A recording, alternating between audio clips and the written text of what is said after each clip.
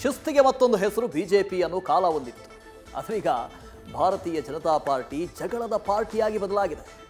ವಿಜೇಂದ್ರ ನಾಯಕತ್ವಕ್ಕೆ ಸಿಡಿದೆದ್ದು ಡೆಲ್ಲಿಯಲ್ಲಿ ಬೀಡು ಬಿಟ್ಟಿರುವಂಥ rebels team ಹೊಸ ದಾಳ ಪ್ರಯೋಗಿಸ್ತಾ ಇದೆ. ಇತ್ತ ರೆಬಲ್ಸ್ ಟೀಮ್ಗೆ ಕೌಂಟರ್ ಕೊಡೋದಕ್ಕೆ ವಿಜೇಂದ್ರ ಬೆಂಬಲಿಗರು ಮತ್ತೊಂದು ಸ್ಟ್ರಾಟಜಿ ಮಾಡಿದ್ದಾರೆ. ಹೈಕಮಾಂಡ್ ಎದುರು ವಿಜೇಂದ್ರ ಪರ ಪರೇಡ್ ಮಾಡುವುದಕ್ಕೆ ಸಿದ್ಧತೆ ನಡೆದಿದೆ.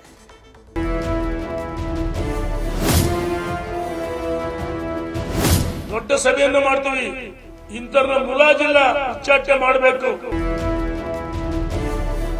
ಮಿಸ್ಟರ್ ಯತ್ನಾಳ್, ಇದು ಸರಿಯಲ್ಲ. ಎಲುಬಿಲ್ಲದ ನಾಲಿಗೆ ಅಂತ ಹರಿಬಿಡಬೇಡ. ಸುಮ್ಮನೆ ದಿಲ್ಲಿಗೋ ದಂಡಯಾತ್ರೆ ಇವರು ದಂಡಪಿಂಡಗಳು.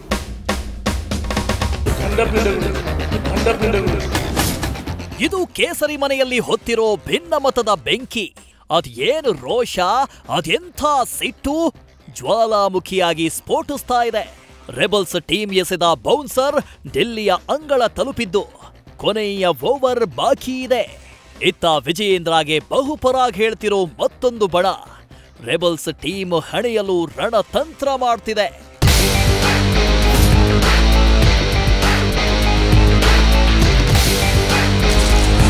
ರೆಬಲ್ಸ್ ಟೀಮ್ಗೆ ರೇಣುಕಾಚಾರ್ಯ ಟೀಮ್ ಕೌಂಟರ್.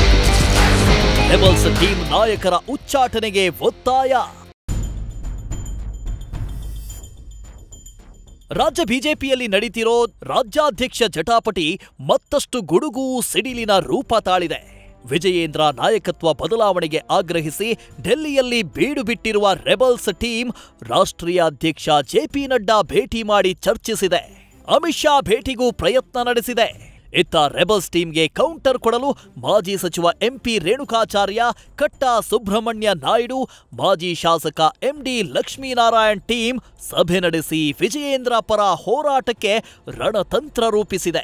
ಶೀಘ್ರದಲ್ಲೇ ದೆಹಲಿಗೆ ತೆರಳಿ ಹೈಕಮಾಂಡ್ ಎದುರು ಪರೇಡ್ ನಡೆಸಿ ವಿಜಯೇಂದ್ರ ಮುಂದುವರೆಸುವಂತೆ ಆಗ್ರಹಿಸಲಿದೆ. ಜೊತೆ ಭಿನ್ನ ನಾಯಕರನ್ನ ಪಕ್ಷದಿಂದ ಉಚ್ಚಾಟನೆಗೂ ಒತ್ತಾಯಿಸಲಿದೆ.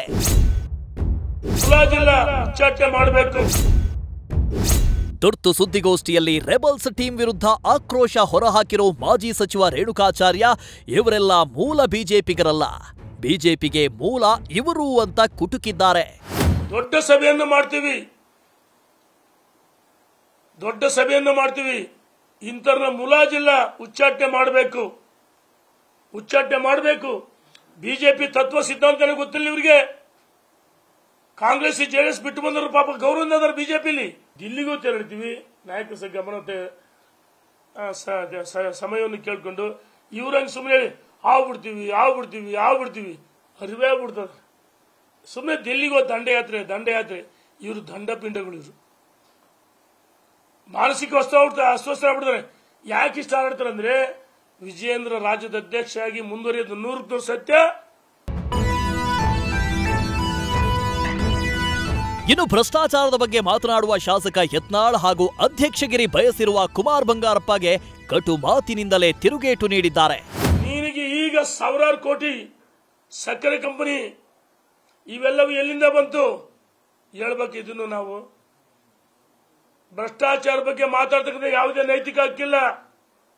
ಮಿಸ್ಟರ್ ಯತ್ನಾಳ್, ಇದು ಸರಿಯಲ್ಲ. ಎಲುಬಿಲ್ಲದ ನಾಲಿಗೆ ಅಂತ ಹರಿಬಿಡಬೇಡ. ನಾವು ನಿಮಗೆ ಗೌರವ ಕೊಟ್ಟಿದ್ದೀವಿ. ಮಿಸ್ಟರ್ ಕುಮಾರ್ ಬಂಗಾರಪ್ಪನವರು 2004 ಬಿಜೆಪಿ ಬಂದ, ನೀನು ಬಂದಿರಲಿಲ್ಲ. ನೀನು ಗೊತ್ತಿದೆಯಾ ನಿನ್ನ ಇತಿಹಾಸನ? ಇವರು 2023 ಚುನಾವಣೆ ಸೋತ ಮೇಲೆ ಕ್ಷೇತ್ರ ಮರ್ತ್ಬಿಡಿದಾರೆ. ಕ್ಷೇತ್ರ ಜೊತೆ ಹೊಂದಾಣಿಕೆ ಇಲ್ಲ. ಇವರು ಕಾಂಗ್ರೆಸ್ಗೆ ಹೊಂಟಿದ್ರು, ಸತ್ಯ ಇದು. ಕಾಂಗ್ರೆಸ್ಗೆ ಹೊರಟಿದ್ರು 2023 ಸೋತ ಮೇಲೆ. ಅವರ ಸಹೋದರ ಮಧು ಬಂಗಾರಪ್ಪ ಸೇರಿಸ್ಕೊಳ್ಬಾರ್ದು, ನಿನ್ನ ಅಡ್ಡ ಹಾಕಿದ್ರು, ಗೊತ್ತಿದೆಯಾ? ರಾಜ್ಯ ಬಿಜೆಪಿ ಅಧ್ಯಕ್ಷ ರೇಸ್ನಲ್ಲಿ ಶ್ರೀರಾಮುಲು. ಬಿಜೆಪಿ ರಾಜ್ಯಾಧ್ಯಕ್ಷನಾಗಲು ಸಿದ್ಧ ಎಂದ ರಾಮುಲು.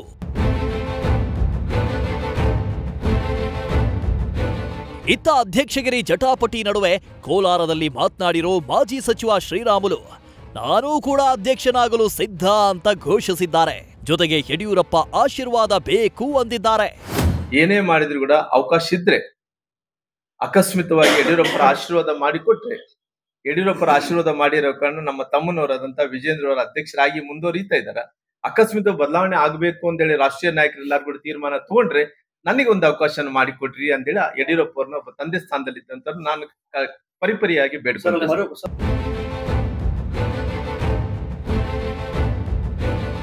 ಸದ್ಯ ದಿಲ್ಲಿ ಎಲೆಕ್ಷನ್ನಲ್ಲಿ ಬ್ಯುಸಿ ಆಗಿರೋ ಬಿಜೆಪಿ ರಾಷ್ಟ್ರೀಯ ನಾಯಕರು ಈ ಬಗ್ಗೆ ತಲೆ ಕೆಡಿಸಿಕೊಳ್ಳೋದು ಡೌಟು.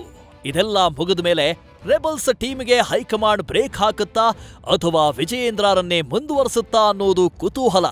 ಒಟ್ಟಾರೆ ರಾಜ್ಯ ಬಿಜೆಪಿಗೆ ಹಿಡಿದಿರುವ ಗ್ರಹಣಕ್ಕೆ ಅದು ಯಾವಾಗ ಮುಕ್ತಿ ಸಿಗುತ್ತೋ ಕಾದು ನೋಡಬೇಕಿದೆ. Madhusudan, political bureau, news first. News first ನಿರ್ಭೀತಿಯಿಂದ ನಿಮ್ಮ ಪರವಾಗಿ.